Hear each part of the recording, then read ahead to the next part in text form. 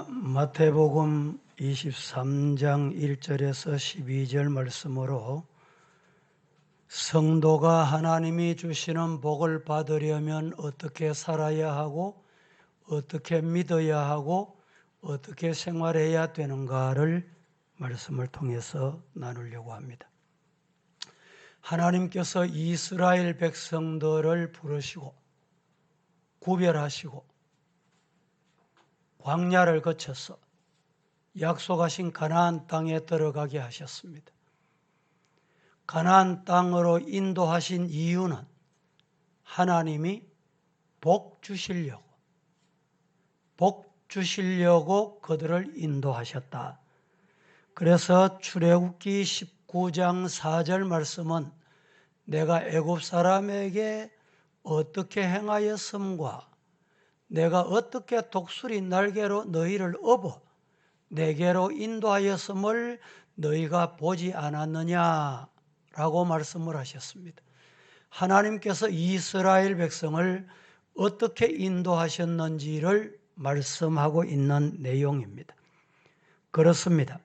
하나님은 이스라엘 백성들에게 복 주시기를 좋아하시고 복 주시기를 기뻐하시는 분입니다.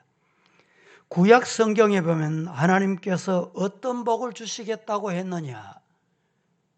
신명기 28장 1절에 내가 내 하나님 여호와의 말씀을 삼가 듣고 내가 오늘 네게 명령하는 그 모든 명령을 지켜 행하면 내 하나님 여호와께서 너를 세계 모든 민족 위에 뛰어나게 할 것이다. 이 약속대로 하나님이 이스라엘 백성들은 그렇게 복을 주셨습니다. 구체적으로 어떤 복이냐?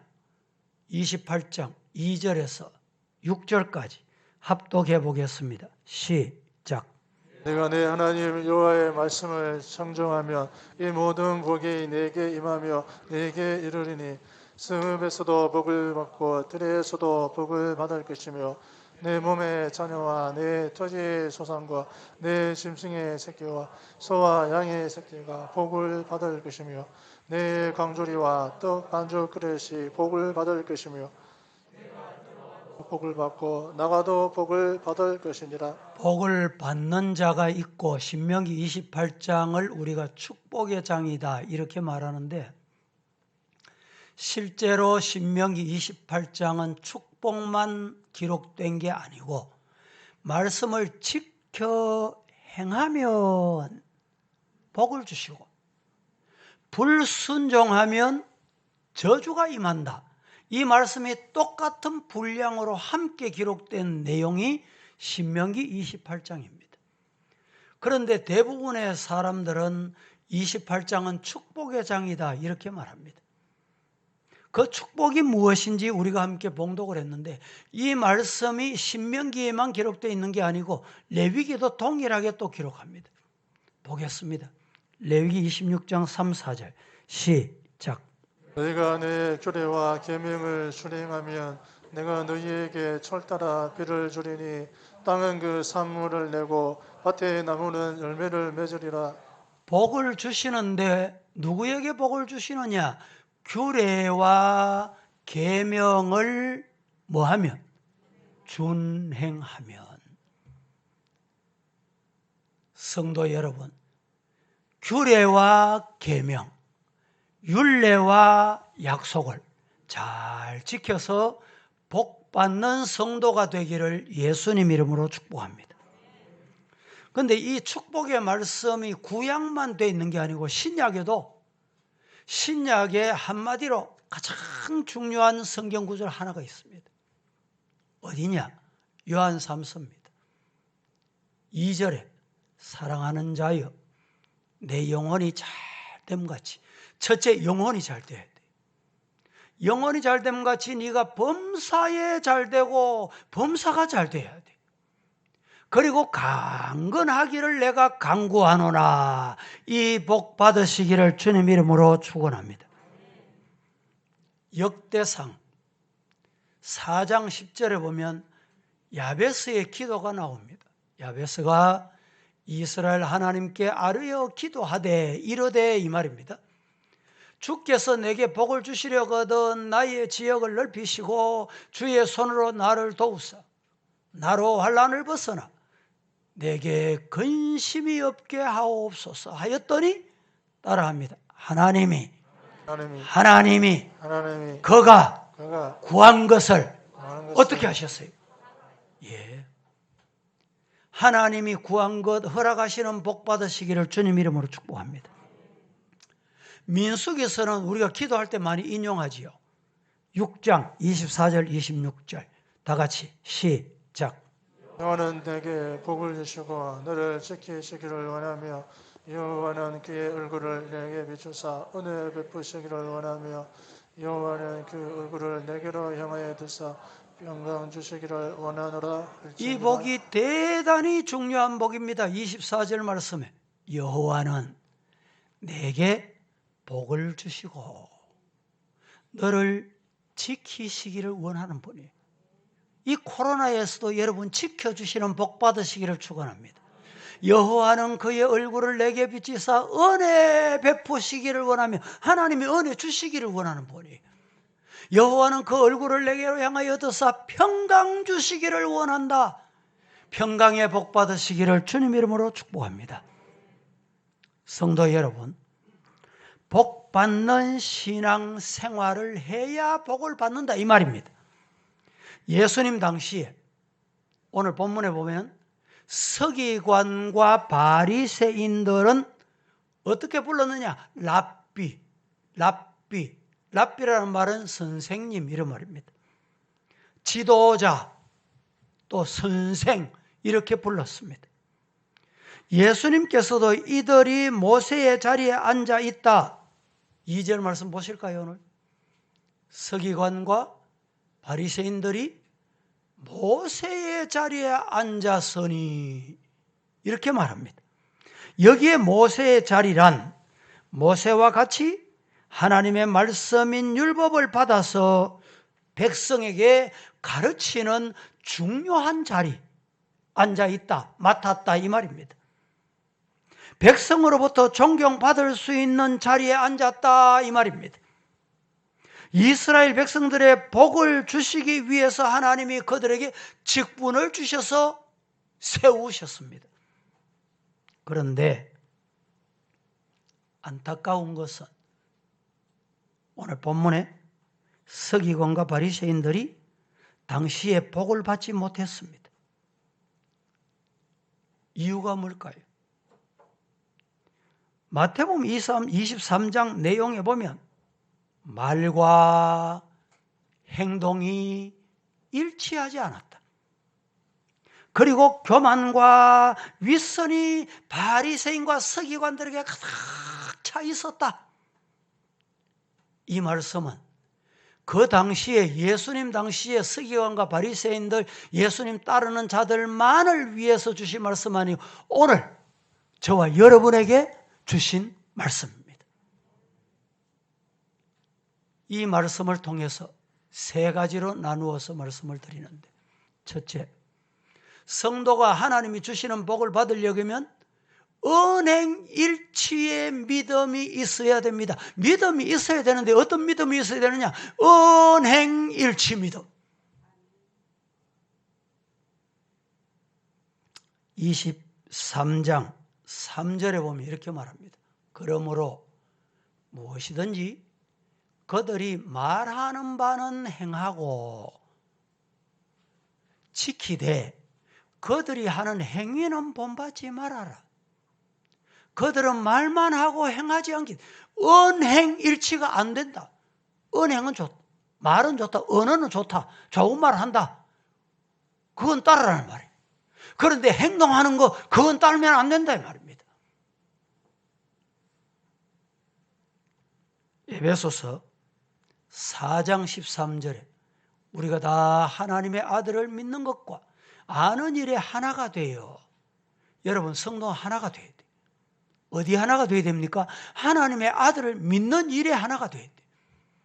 온전한 사람을 이루어 그리스도의 장성한 분량이 충만한 데까지 성장해라 이 말이에요. 성숙돼야 돼요.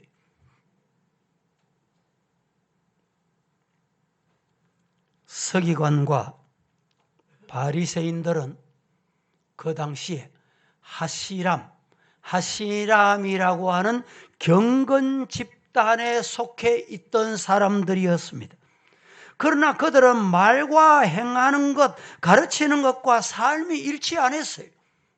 집단은 거룩한 집단인데 말과 행동이, 가르치는 것과 삶이 하나가 안 됐다 라는 것입니다. 오늘 우리 신앙인의 문제는 뭘까요? 오늘 한국 교회 문제는 뭘까요? 말과 생활이 일치하지 않는 일이 심각하다는 것입니다. 기독교인은 어떤 사람이냐? 성경대로 말하고 성경대로 행동하는 것이 그리스도인이다. 믿습니까? 그리스도인이 성도. 여러분, 성도라는 말이 얼마나 중요한 말씀이고 축복의 말씀인지 아십니까? 하나님의 자녀다 이런 말입니다. 그런데 혹시 신방 가거나 교회에서 만나 성도님 이러면 난 성도 아닙니다. 뭡니까? 물으면 집사입니다. 하는 게. 성도가 안 되면 집사가 안 돼. 성도가 안 되면 권사가 안 돼. 성도가 아니면 장로가 안 돼요. 성도가 될 때 하나님의 백성이다. 하나님의 자녀다. 성도 되시기를 주님 이름으로 축복합니다. 요즘 우리 산업사회에 보면 노동자들이 우리나라 같은 경우는 민노총, 민주노총 거기다가 조금 과격하다 이래가지고 또 만든 게 한국노총. 이 노총이 크게 두 가지로 이것이 이제 회사에마다 다 들어와 있습니다.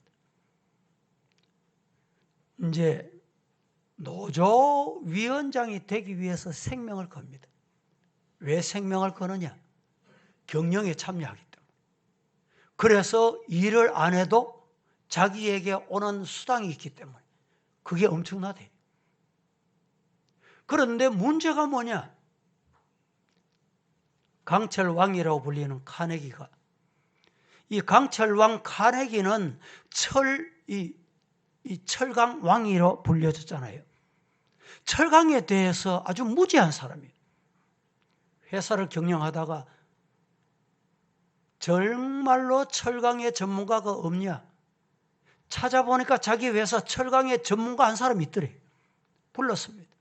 당신이 우리 회사 사장이 되어주시오. 이랬더니 아닙니다. 너는 철강의 전문가지만 경영에는 아무것도 모릅니다. 그런데 나중에 이 철강 전문가를 불러서 당신에게 그만한 수당을 드릴 테니까 정말 우리 회사를 맡아달라고. 이래서 세계적인 철강 왕이 됐다는 말입니다. 오늘 우리 기독교인들은 어디에 가든지 무슨 일을 하든지 성도답게 일해야 돼.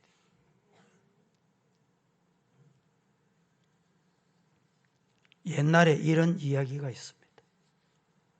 부부가 신앙생활을 하는데 남편이 부인이 보니 좀 이상해. 나중에 알고 보니까 남편이 바람을 피우는 거예요. 부인이 얼마나 화가 났던지 경찰서로 쫓아갔어요. 우리 남편 좀 잡아갔어. 남편이 왜요?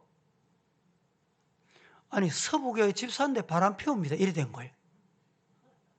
그럼 이제 경찰서에서 뭐라고 하느냐? 순경이 아이고 아주머니, 아니 집사가 바람 피울 일이 있습니까?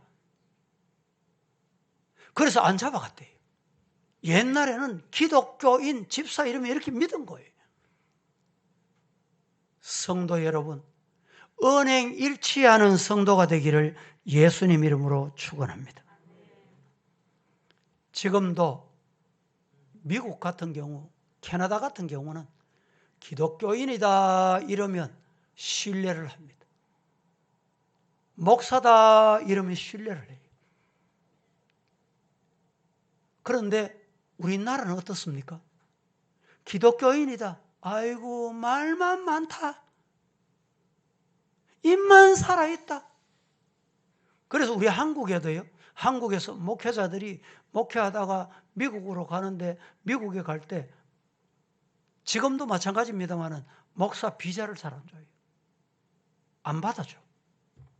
왜? 말과 행동이 다르더라는 거예요. 올 때는 이래 왔다 이랬는데 갈 때 보면 달라.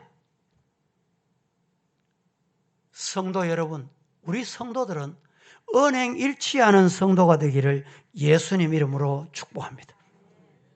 두 번째, 성도가 하나님의 복을 받으려면 첫째는 언행 일치의 믿음이 있어야 되고 두 번째는 섬김의 삶이 있어야 됩니다. 우리 성도는 섬김의 삶이 대단히 중요합니다. 4절 말씀 보겠습니다. 4절 다 같이 시작.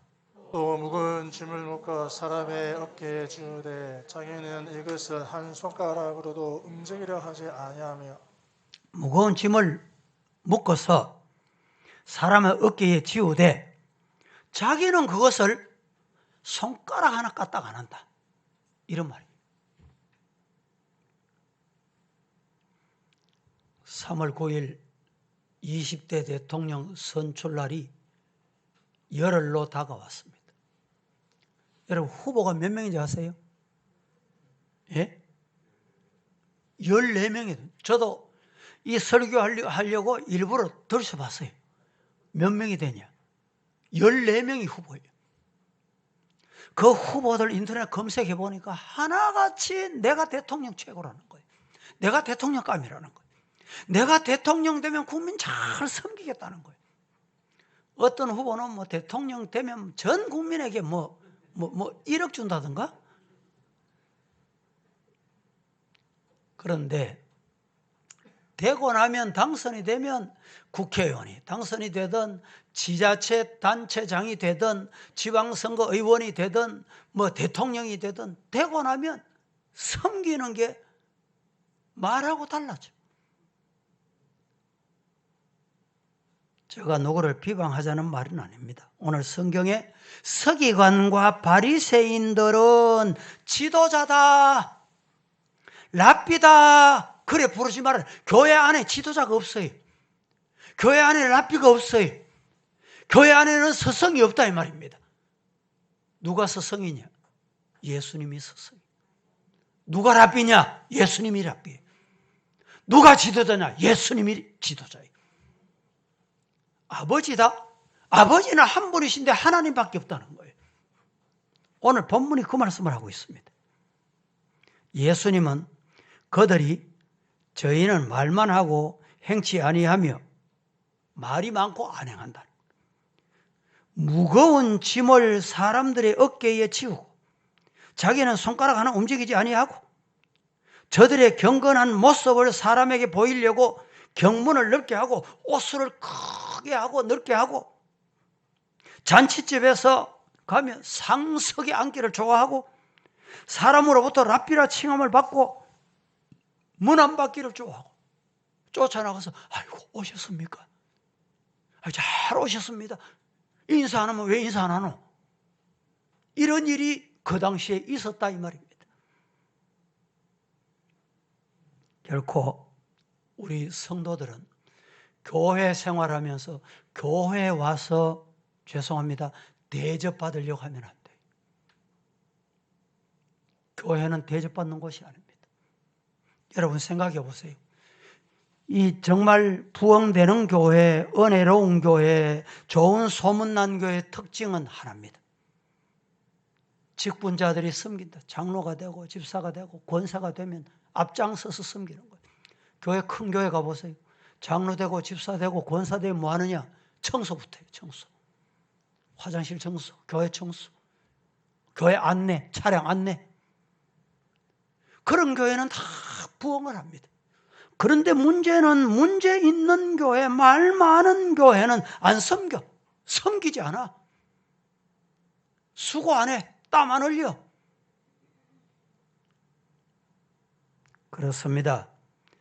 교회 직분도 우리가 섬기는 자리, 봉사하는 자리, 하나님이 주신 직분이다 믿으시기를 주님 이름으로 축복합니다. 누가복음 17장 7절에서 10절 말씀에 뭐라고 말합니까? 다 같이 봉독해 봅니다. 시작. 너희 중 누구에게 밭을 걸거나 양을 치거나 하는 종이 있어 밭에서 돌아오면 그대로 곧 와 앉아서 먹으라 할 자가 있느냐? 도리어 그대로 내 먹을 것을 준비하고 띠를 띠고 내가 먹고 마시는 동안에 수종 들고 너는 그 후에 먹고 마시라 하지 않겠느냐? 명한 대로 하였다고 종에게 감사하겠느냐?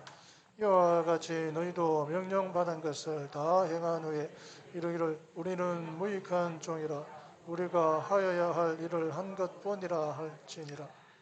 어려운 시대에 우리가 교회 봉사하는 것 참 중요합니다. 이 찬양 연습도 못하게 했지요. 그동안에 예배도 못 드리게 했지요. 예배 드리는데 지장이 많았지요. 오늘은 여러분들이 예배를 마치고 악수하지 마시고 접촉하지 마시고 예배 마치고 곧바로 귀가하십시오. 그래야 우리가 계속 예배 드릴 수가 있습니다. 지금 이렇게 어려운 때도 우리는 뭘 해야 되느냐? 봉사하는 거예요. 앞장서서 섬기는 거예요. 예배에 우선 참여하고 기도하는 일에 우리가 섬길 수 있는 것은 여러 가지입니다. 오늘 우리가 함께 읽은 누가복음 17장 7절에 종이 밭에 가서 일하고 왔어요. 점심때가 됐습니다. 돌아왔습니다. 아이고 수고했다. 내가 밥 차려줄게. 이런 주인이 없다 이 말입니다. 밭에서 그렇게 수고하고 온 종이 내 밥 차려라. 이게 주인의 소리. 교회 봉사는 이렇다 이 말씀을 지금 하시고 있는 거예요. 우리는 마땅히 해야 할 일을 할 뿐이다. 칭찬받으려고 하면 시험이 되고 여러분 시험에 빠지게 되는 경우가 많습니다. 예수님은 형제를 사랑하되 어떻게 사랑하라고 했었냐? 내 몸같이. 형제를 사랑하되 어떻게? 내 몸같이. 사랑해라. 누구의 가르침입니까? 누구의 계명입니까? 예수님의 계명. 그래서 교회는 랍비도 없고 스승도 없고 지도자도 없다. 오늘 본문이 그 말씀을 하고 있는 거예요. 요한복음 13장 14절 내가 주와 또는 선생이 되어 너희 발을 씻었으니 너희도 서로 뭐해라? 발을 씻어줘라. 그것이 옳은 것이다. 그렇게 하는 것이 교회다.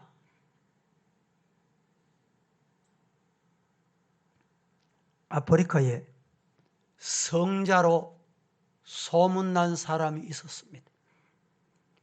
한 수도사가 그 성자가 어떻게 성자가 됐노? 물어 찾아갔더니 이 아프리카의 성자라는 분이 저 조그마한 길가에 오두막살이 같이 컨테이너도 뭐 절반밖에 안 되는 거 그런 집에서 살면서 다른 사람 구두를 닦아주고 구두를 수선해주고 구두를 수리해주는 사람이 이상하다. 잘못 찾아왔나?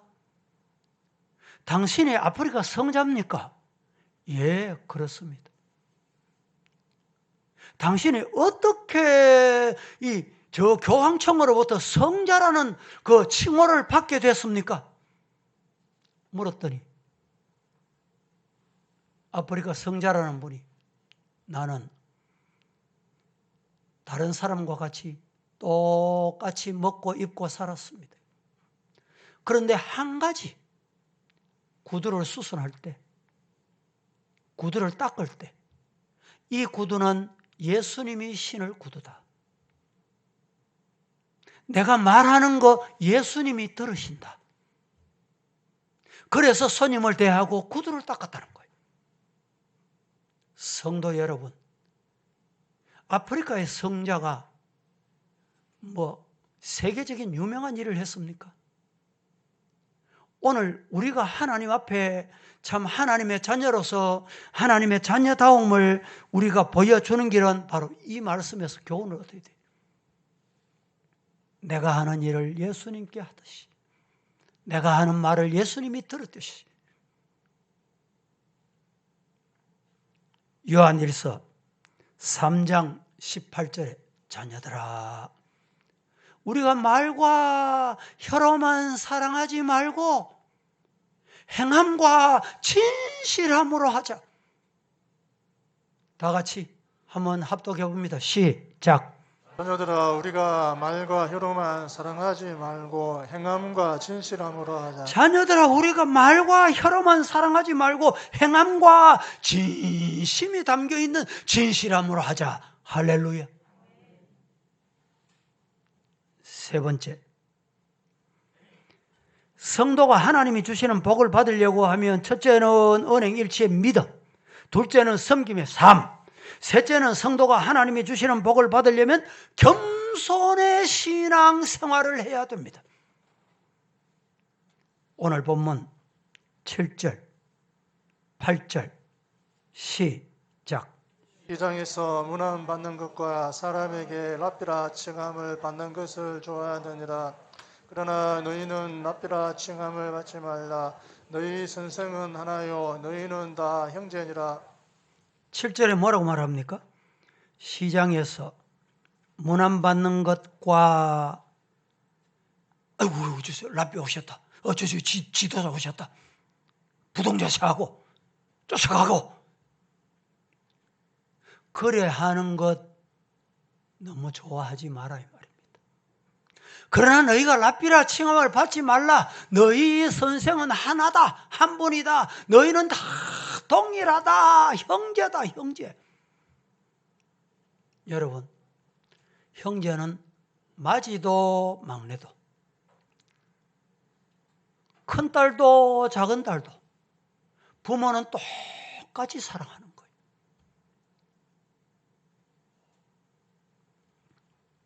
겸손이라는 단어는 우리나라에서는 자신을 낮게 여긴다라는 뜻으로 사용되고 있습니다.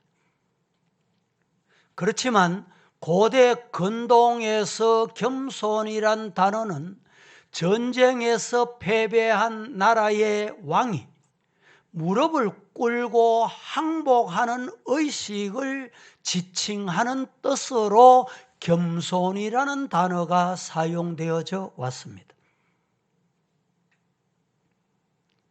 참 신기하게도 아카드어의 방언 성격을 띠고 있는 히브리어에도 앞에 내용을 그대로 담은 단어인 가나라는 단어를 씁니다. 이 단어 역시 문장형 동사인데 무릎 꿇다, 정복당하다, 패배하여 엎드려짐을 당하다. 이게 뭐냐? 겸손이다라는 뜻입니다. 고대 근동 주요 언어들은 모두 전쟁에서 패배한 자가 무릎을 꿇고 항복하는 의식에서 비롯된 단어로 겸손이라는 단어를 사용했습니다. 왜 그러냐? 유대인들 사이에서 존경받는 랍비 중에 한 분인 이즈하크 요세프라는 사람이 이렇게 설명을 했습니다. 하나님께서 인간에게 창조의 모든 세계를 보게 하시며 하나님의 위대한 광경을 목격하게 하는 것은 인간 역시 하나님에게 정복당해야만 거룩할 수 있음을 깨닫게 하기 위해서다. 이렇게 말했습니다. 또 랍비로 알려져 있는 힐레루라는 사람이 하나님께서는 모든 인간에게 겸손을 요구하신다. 이것만이 여호와 하나님을 주인으로 받아들일 수 있기 때문이다. 겸손한 자만이 여호와를 받아들인다 이 말입니다. 랍비 중에 텔루스킨이라는 사람이 있습니다. 이분은 하나님께서 주신 강력한 무기 중에 무기가 뭐냐? 겸손이다. 왜냐하면 이 겸손을 통하여 하나님이 우리를 대신해서 싸워주신다. 겸손하면 하나님이 싸워주시는 거예요. 내가 덤벼들어 보세요. 패배합니다. 랍비 중에 마크스, 하나님께 항복한 자는 자신의 뜻을 다른 사람에게 제시하지 않습니다. 오직 하나님의 뜻을 제시하며 살아가는 것이 겸손한 자의 자세다라는 말입니다. 그렇기 때문에 겸손을 가진 하나님의 사람이 하나님께 복종하지 않는 사람들과 만났을 때 매우 어려운 상황에 처하게 될 수도 있다라는 말입니다. 그럼에도 불구하고 하나님께서는 이 어려운 상황을 지혜를 통해서 극복하게 하시는 분이 하나님이십니다. 겸손, 즉 주님께 무릎 꿇고 주님께 무릎을 꿇고 항복한다는 것은 최고의 믿는 사람에게 주어진 무기 중에 무기다. 겸손한 성도가 되기를 예수님 이름으로 축복합니다. 예수님 당시에 서기관과 바리새인들은 겸손의 반대였어요. 겸손하지 못했어요. 교만했습니다. 자기들만 경건하다. 나만 대접받아야 된다. 이렇게 생각한 거예요. 9절과 10절 말씀 한번 볼까요? 다 같이 9절, 10절 시작. 땅에 있는 자를 아버지라 하지 말라. 너희의 아버지는 한 분이시니 곧 하늘에 계신 이시니라. 또한 지도자라 칭함을 받지 말라. 너희의 지도자는 한 분이시니 곧 그리스도시니라. 이미 말씀드렸잖아요. 9절에 땅에 있는 자들을 아버지라 하지 말아라. 너희의 아버지는 한 분밖에 없다. 그분이 누구냐? 하늘에 계신 우리 하나님이시다. 또 지도자라 칭함을 받지 말아라. 너희 지도자는 한 분인데 그분이 누구냐? 그리스도시다. 그래서 교회는 말씀 따라가는 것이. 말씀이 하라면 하고 말씀이 가라면 가고 말씀이 스탑하면 스탑하는 거고. 캐톨릭에서는 사제를 신부라 부릅니다. 신부. 부자는 아비 부자입니다. 아버지 부자. 할아버지라도 젊은 신부, 젊은 아주 아들, 손자 같은 자에게도 신부님 이렇게 부릅니다. 그래서 캐톨릭이 부패하기 시작한 거예요.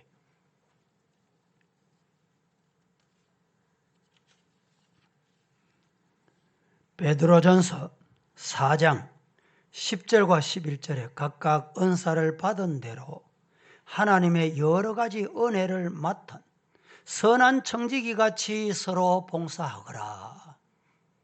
만일 누가 말하려면 하나님의 말씀을 하는 것 같이 하고 누가 봉사하려면 하나님이 공급하시는 힘으로 하는 것 같이 해라.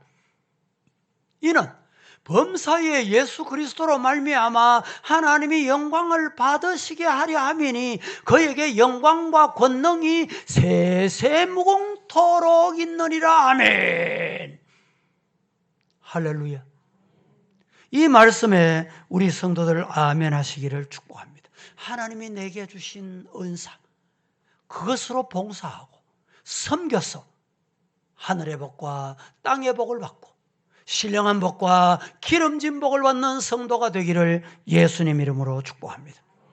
성도가 하나님이 주시는 복을 받으려면 뭘 해야 되느냐? 어떻게 살아야 되느냐? 오늘 세 가지를 말씀드렸습니다.